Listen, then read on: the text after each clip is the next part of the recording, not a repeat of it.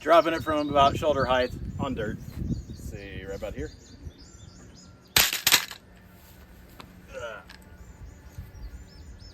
And it already bent.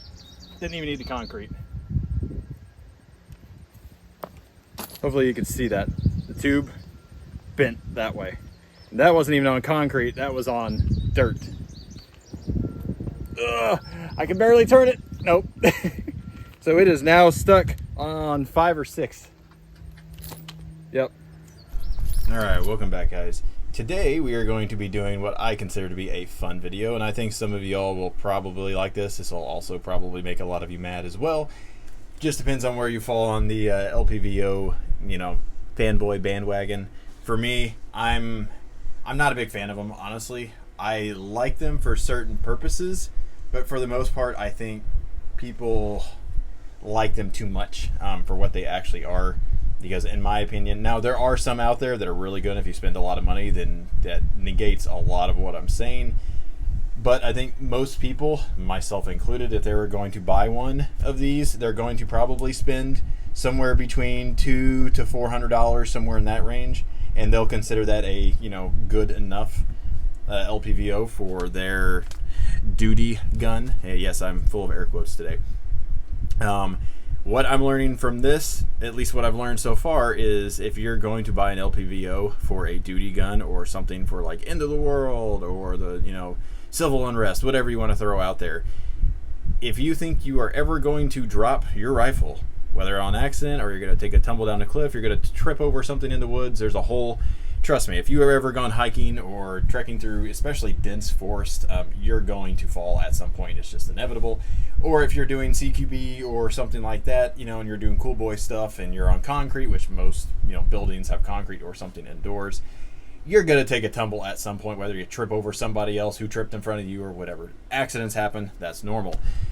So the whole point of this video was I wanted to see how durable an LPVO setup like this or like this was.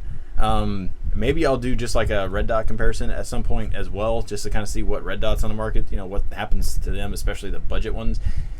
I don't know that I'm necessarily willing to destroy my EOTech, you know, for this video that I know I won't recuperate the losses from. But, you know, if this is popular enough, maybe I will. I don't know.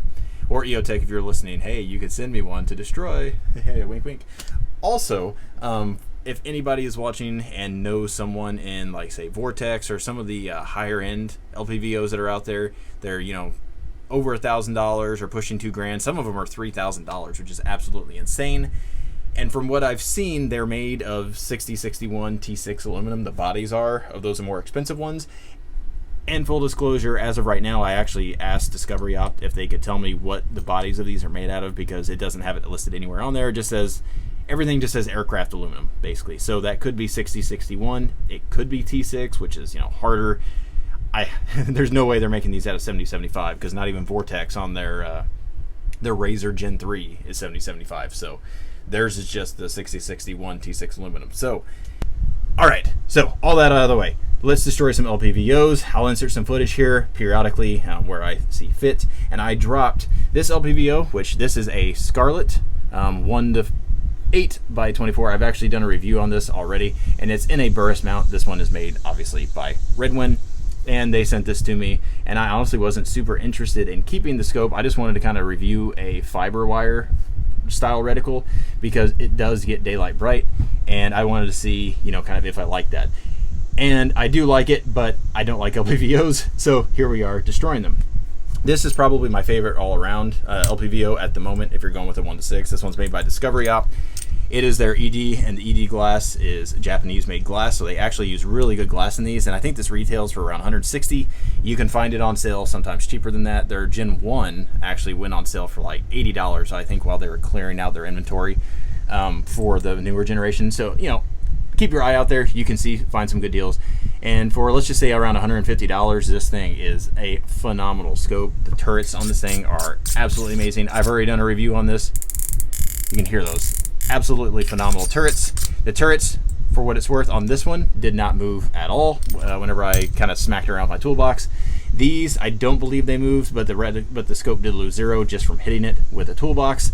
This one did not. So this one, the turrets are not super reliable under stress. These are much more reliable under stress. Now that said, this one appears to be a little bit slightly tougher when it comes to I don't know, just design of the back end over here. So what I did, and here is my philosophy of what I was doing. I was going to drop both of these on dirt, then I was going to drop them on wood, then I dropped them on concrete. And this one, I believe, if I remember correctly, again, I'll insert footage of all this, is that's what I did. And I tested the optic on top first because I wanted to see if this right here, because obviously if you drop it on here, what's the first thing to come in contact with the ground? It's going to be your optics. So the entire weight of the LPVO, your mount, and your entire rifle are all right here on your red dot. And as you can tell, none of these survived just being dropped onto concrete by themselves. Well, these actually had bricks dropped on them. That's why they're crushed like that. But a brick weighs less. The one that I did weighs significantly less than the rifle and everything on here. So that's a 2x6. Going to be dropping on the 2x6. And then if it survives that, I will drop it on the concrete block and see what happens. I'm curious to see, and as you can tell, the red dot is working currently. And just so you can see on here, the scope, which it is not going to focus on. Let's see if I can make it focus. There it goes, it's trying. And you can see the illumination does work, although I left the battery on, so the illumination is not fantastic. But it is working. I'm going to leave the scope caps on initially, and then if everything survives, I'll take them off and do everything again. But I want to try to give it a more realistic chance, I guess, for lack of better words. See, what all survives. Also, this is the toughest of all the red dots that I tested recently. And I had a spare of these because they sent me two because one of them was faulty. So this one was by far the most durable, and it survived being dropped pretty much in every way that I could do it. The only time I got it to break was whenever I dropped a cinder block, one of those, only it was a chunk of one of those, from about 6 foot, which finally finished the thing off. But it was by far the most durable because, again, it has this little kind of RMR-esque cutout right there that makes it a little bit RMR-esque, where it has the ridges on the top. So again, going to mount it, and this is also probably the most rigid mount I own. It is made by Burris, and it's the PEPR, and it's the QD version, which I don't even know if they make anymore, so I don't know if I ruin it, oops. But it's the only one I had that had a Picatinny rail section adapter kind of up here. So again, curious to see if it'll crush this tube, because again, all this weight will be directly right in line right here. So I don't know if the mount will take the force. I know the optic will, but I don't know if the mount will take the force or if the tube itself will. Once that survives, I'll take off the optic, the red dot, and then just drop it directly on the LPVO itself and see what happens with that.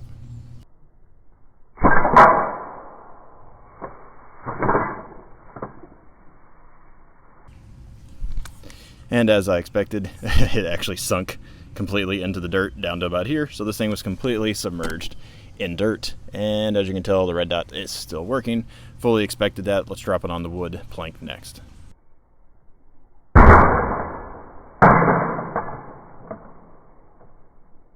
And as you can tell, there's a dent in the wood right there from where it hit. And everything on here is working just fine.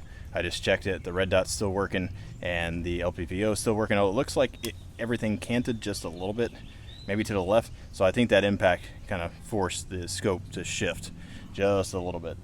All right, so that was from about 5 feet. Let's do it again, only on the cinder block.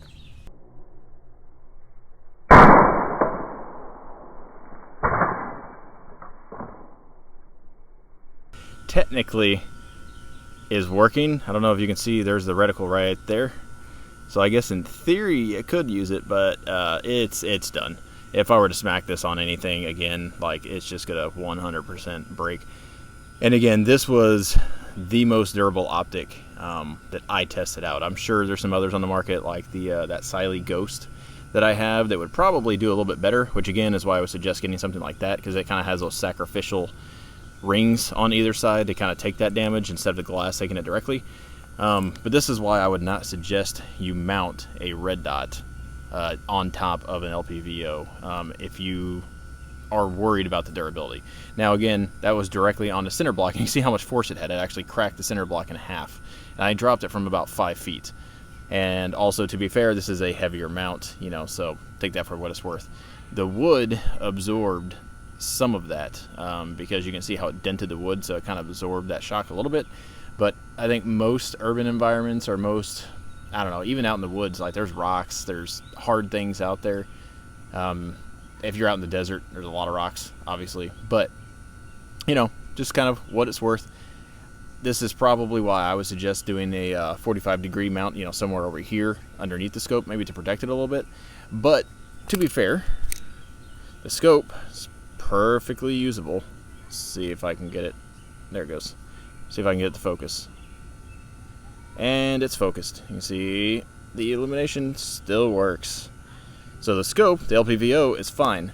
I was curious whether or not this, you know, would dent or smash this tube, and whenever I take this off I'll look again, but as of right now it doesn't look like that it's breaking anything on the LPVO. So if anything, this is a sacrificial piece, I guess, at this point.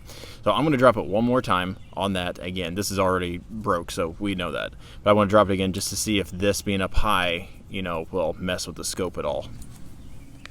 Also, for this test, I'm going to remove the scope caps on either side, just because why not.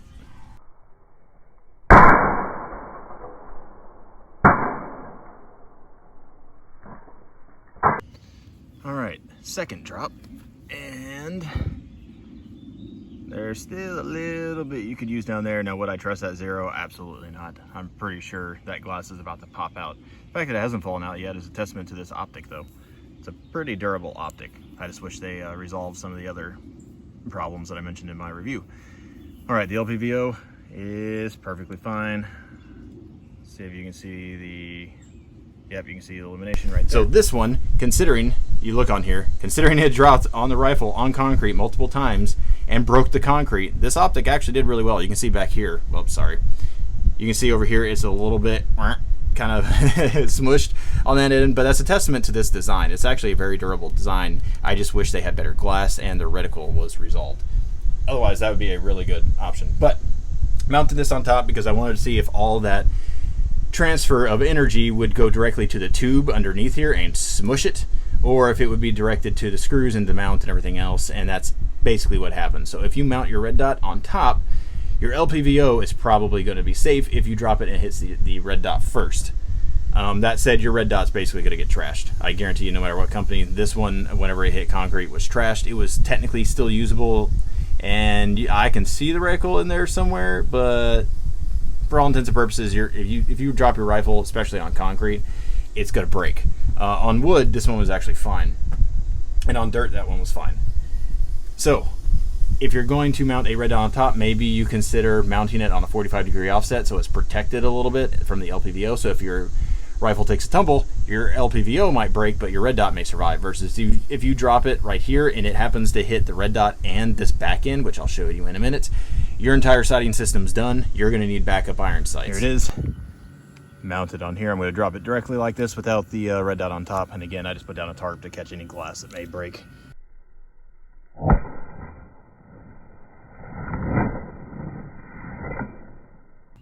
Alright, so I just got done checking.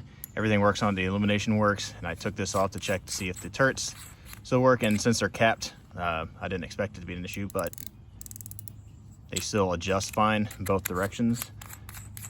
Whether or not they're still, you know, quote unquote accurate, I have no idea. I highly doubt this thing will retain zero through that, since it lost zero just with me hitting it with the toolbox in the review. But let's drop it again on the cinder block and see if we can break it.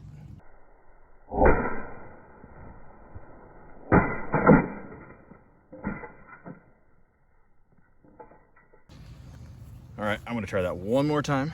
Surprisingly, everything on it's still working fine. The illumination still works, the turrets still work, and the glass is not broken. So let's drop it again.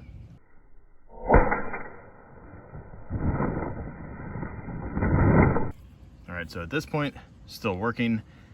I'm gonna try to drop it to where this is what actually lands on the concrete on the edge, and we'll see if I'm able to break it that way. If not, I'll drop it where this is on the edge, and we'll see if that breaks it.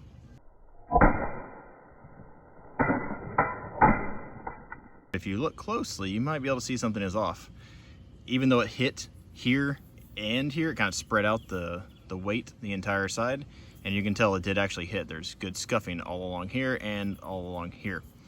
If you look closely, you can tell this part is bent downwards. So it's not straight anymore. This side is down. And while you can still see through it, the glass did not break, to its credit.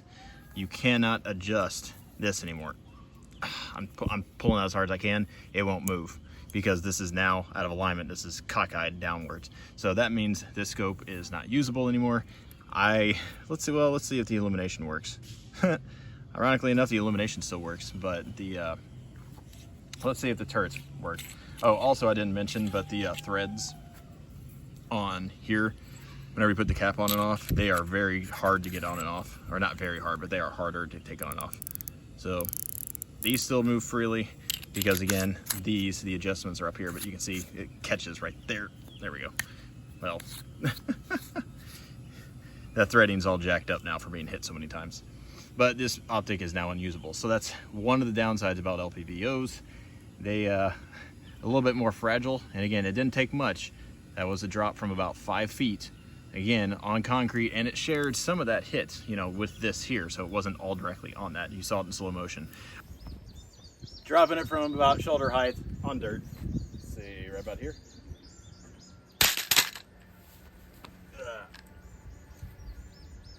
And it already bent. Didn't even need the concrete.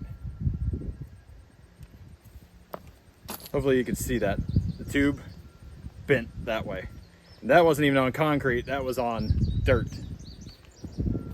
Ugh, I can barely turn it. Nope. So it is now stuck on 5 or 6. And again, that's because the way that I drop these rifles, I tried to be fair and I tried to drop them straight down like you'll see on this one. I actually tried to drop it where it hit flush on the turrets to see if it would hold 0 after being dropped. And the rifle, just whenever it fell, because, you know, gravity and, you know, one end was heavier, whatever, I don't know, maybe I let go unevenly. This end actually hit first, and you'll see that in the video where the back end hit first, not the turret. So I wasn't able to test whether or not it lost 0. Oops, sorry. And it was unusable at that point. And I didn't do that with this one either because I actually tested this one in my backyard. So this, basically, bad idea if you ever drop your rifle because your optic's going to take the force. It's gone. And you have a high likelihood of this also hitting because it's exposed. You know, your gun's down here, your stock's down here. This is the highest point. This is basically the next highest point on your entire rifle. And as we can see from both of these, that is the weak point. Again, if you work for Vortex and you want to send me a $3,000 LPVO that supposedly is made stronger or better, and you want me to put it through this exact same test, I will happily destroy your optic to see if it bends like this one. Grantham, I will insert a picture here, did a test on one of the primary arms, more budget-friendly options. I don't remember how much that one cost. It was probably around $300 to $400 for whatever that scope was. But if you pause the video, and I'll insert a screenshot here. If you pause the video and you look at it, you can tell like he was having trouble moving the I can't even move this one now, but he was having trouble moving the magnification ring. It was stiff, but he was still able to. But if you look close, you can see, just like this one, the back end is bent down ever so slightly from when he dropped it, and that's why. It didn't bend as much because it probably didn't hit the rock as hard with the entire force of the rifle like it did on mine, because I dropped these from, again, shoulder height. Like that's a lot of force going down on these things, and his did the exact same thing.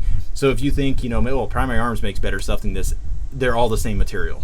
So, you know, that aside, they're all going to bend if they do this. All right, so what did I learn from this? Well, I learned I still don't like LPVOs because they are just more fragile than like a red dot. Like if you have a EOTech with a magnifier behind it, yeah, the magnifier is probably just about as, I don't know, brittle, for lack of better words, easy to break as one of these would be. But the magnifier is not your actual aiming system. It just allows you to see out at distance.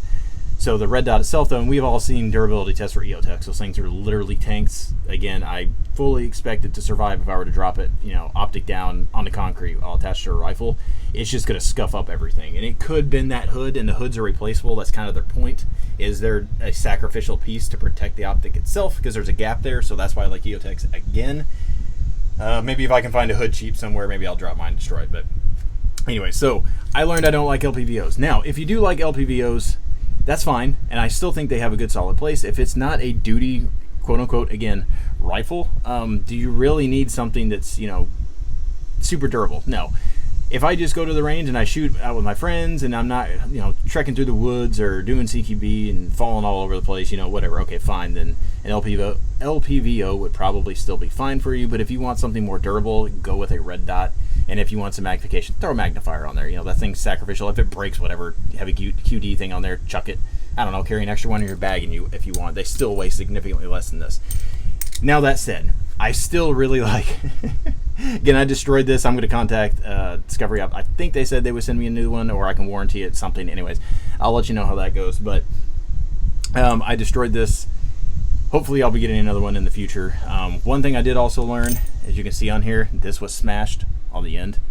If you have a kill flash mounted on the inside, like this one does, which this one comes with one as well, I just didn't use it, it will add some more rigidity to this, and also this one is larger before you get to the actual glass on the inside. So if this one it hits the front end, this one would probably do better than this one did, just because this one doesn't have that kind of protective ring right here. Again, if you have the kill flash, it'll probably, you know, make it even sturdier, but I don't like how these look whenever you're looking through a kill flash, because you can kind of see it just a little bit. It just makes everything slightly blurry. Well, not blurry, but you can kind of see that honeycomb. All right, I also did not show you the glass. This one, glass did not break at all, and it hit. Now, to be fair, I did leave this cap on here because I thought for sure it would hit a rock or something and just shatter that lens. So the lens is barely protected by this little lip, and you can see where it actually hit a little bit right here and dented, and no, that's just smudges, but it did dent ever so slightly right there when it fell on its side, but it didn't break.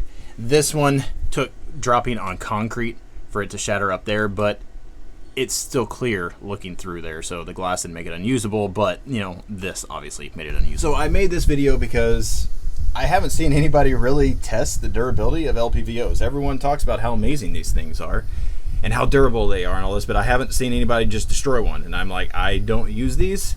I figure nothing else entertainment value for y'all. Maybe we get some educational value out of this as well. But again, I would love to see one of the higher end companies, you know, do this exact same thing and see what happens. Because as you can see on this one, it bent, and this does not move, and the focus went out of focus. And no matter how much you adjust this, which it still does move, but it bent kind of, you know, right here in the exact same location that this one did. So again, how realistic is it? I don't know. That's up to you to decide. This just put another nail in the coffins for LPVOs for me for duty use. Now, if I'm putting this on like a DMR or something like that, where I'm shooting longer ranges primarily, then I still really like these, because everything about them for long range shooting is generally just better than most red dot and magnifier combos. There's some exceptions, which I'll be talking about a little bit when I discuss my EOTech 4-dot reticle. That's coming down the road as well. Hopefully, again, you appreciate this content. Not sure what else to say on here. LPVOs are just not super durable. And again, whenever I figure out what material these are, if they get back to me and let me know, I'll tell you what this is. But I suspect, again, it's 6061 aluminum, and this one probably is as well. So again, hopefully you appreciate this. If you did, like, comment down below, subscribe to the channel. Again, I love to ramble on, so if you love the old nut and fancy videos just playing in the background for 45 minutes, you know, while you're working or pretending to work or whatever, and you just like listen to something in the background, subscribe to this channel, because again, I kind of fulfill that role, but you know, a little bit more refined than some of his videos are recently. But anyways, I appreciate y'all watching, and have a good one.